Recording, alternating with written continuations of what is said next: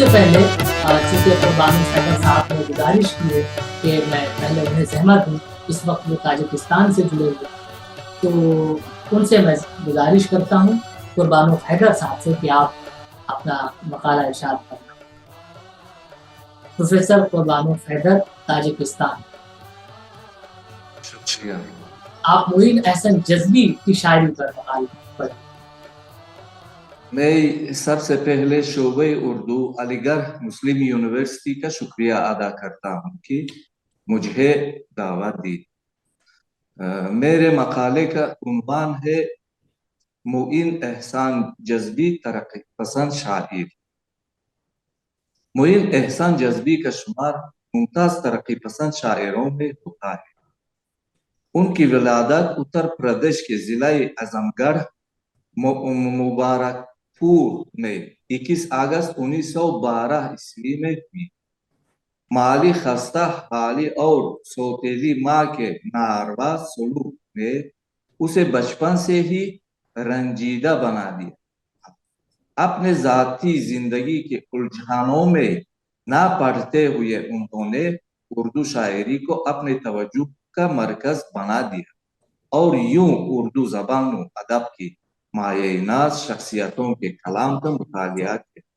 نتیجہ یہ ہوا کہ 17 سال کی عمر میں انہوں نے ایک خوبصورت اور دل کو موہ لینے والی نظم بعنوان فطرت ایک مفلس کی نظر میں تخلیق کی۔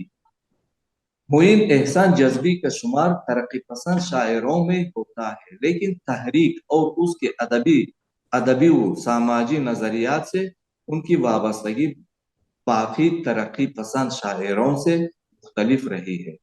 وہ ان کی ترقی پسند شاعروں میں نہیں تھے جن کا فن پروپیگنڈا کی نظر ہو گیا۔ چنانچہ جذبی کی تربیت کلاسیکی شعر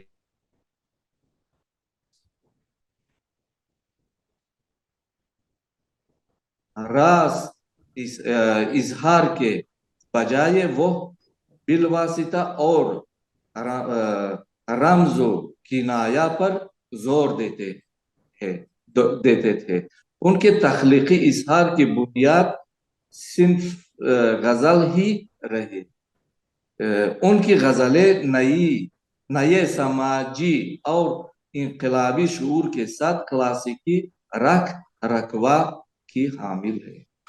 سماج کا یہ تلخ منظرنامہ جسے انسان ہر دن صبح و شام دیکھتا ہے، مگر مستی اور خواہشات کی غلامی اسے انسانیت کی پرائی سے بیگانہ کر دیتی ہے، اس کے خیالات سے انسانیت کی طرف محو کر دیتے ہیں۔ مگر جذبی کی نگاہیں اس منظر کی دلخراش پر ٹھہرے۔ جذبی کی شاعری کا سفر گداز شب تک پہنچتا ہے اور وہ آبروئی انسانیت کے محافظ بن کر آگے بڑھتے ہیں۔ گداز شب میں شامل ان کی نظم میرا ماحول ساخت کے اعتبار سے غزل کے زمرے میں آئے گی، لیکن موضوع کے لحاظ سے یہ ایسی نظم ہے جس میں مربوط خیال موجود ہے جو شروع سے آخر تک اپنے ارد گرد کے ماحول کا نوحہ پیش کر رہا ہے، مگر یہ تو صرف ساخت کا مسئلہ ہے، اہم تو اس کلام کا مرکزی تصور ہے۔ معاشرے میں ادبی شعور کی کم مایگی، محبت اور انسانی خوشیوں کی کمیابی، اس نظم کی بنیاد ان کی تخیلات پر رکھی گئی ہے۔ مثلا یہاں ہے حفظ کتب پر مداری فضل و کمال، یہاں رسائی فکر و نظر کی قیمت کیا، یہاں نہ شعر سناؤ یہاں نہ شعر کہو، خزم پرستوں میں کلہائے تر کی قیمت کیا، زمانہ سازی کے انداز سیکھ لو جذبی، یہاں خلوص و گداز ہنر کی قیمت کیا۔ जज्बी की शायरी एक दरिया के मिसल है, जितनी गहराई में आप जा सकते हैं इतने ही गौहरी आबदार मुयसर आएंगे। तहकीक कीजिए और फैज के मकाम का अंदाजा कीजिए। उन चंद जुमलों से इस अजीम शख्सियत और उसके कमालात का मुकम्मल तारुफ मुमकिन नहीं है। इस बात की माहिर जज्बी शिनास प्रोफेसर मुश्ताक सदफ अपने एक मजमून में करते हैं। मुइन एहसान जज्बी तरक्की पसंद शायर थे, लेकिन दूसरे तरक्की पसंद शुआरा के मुकाबले उनके हिस्से में शोहरत कम आई। उसके 3 बड़ी वजूहात रहे। पहली वजह ये रही कि वो एक कलंदर सिफत इंसान थे। गोशनिशीनी और कलंदरी के सबब वो भी सुर्खियों में नहीं रहे। दूसरी वजह ये रही कि वो कम्युनिस्ट पार्टी के कभी मेंबर नहीं रहे। और तीसरी वजह ये रही कि जज्बी ने उन तरक्की पसंदों का भी साथ नहीं दिया जो तरक्की पसंदी के नाम पर प्रोपेगेंडा, उरियानियत, नारेबाजी, बुलंद आहंगी,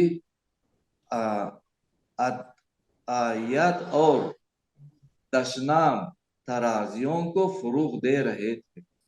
मुइन एहसान जज्बी ने पूरी जिंदगी तरक्की पसंदाना फिक्र नजर की पासदारी की, लेकिन वो किसी प्रोपेगेंडे के शिकार नहीं बने। उन्होंने एंगल्स की नजरियाती रविश को अपनाया और इद्दइयत से महफूज रहे। उनकी बेशतर नज़में भी मकबूल हुई और गज़लें भी बेहद मकबूल।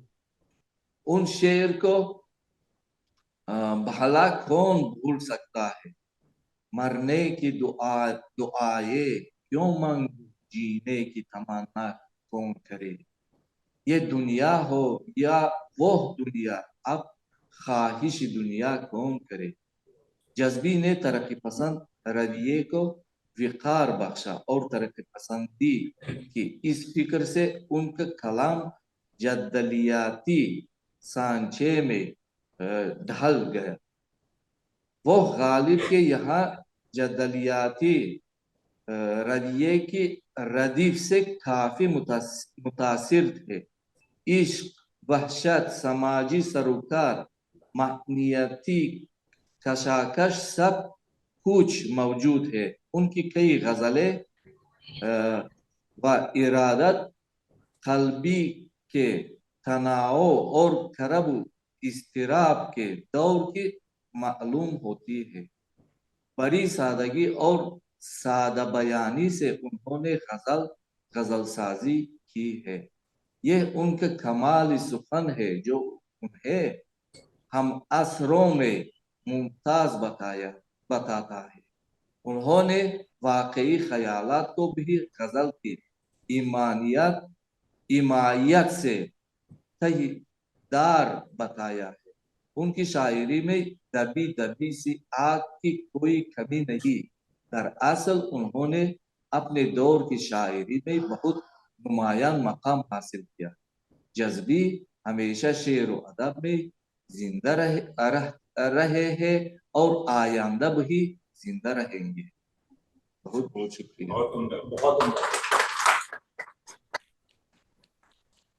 बहुत शुक्रिया प्रोफेसर कुर्बानो सैयद साहब। आपने मुइन एहसान जज्बी की शख्सियत और उनकी शायरी से मुताल्लिक़ बहुत उम्दा मकाला इरशाद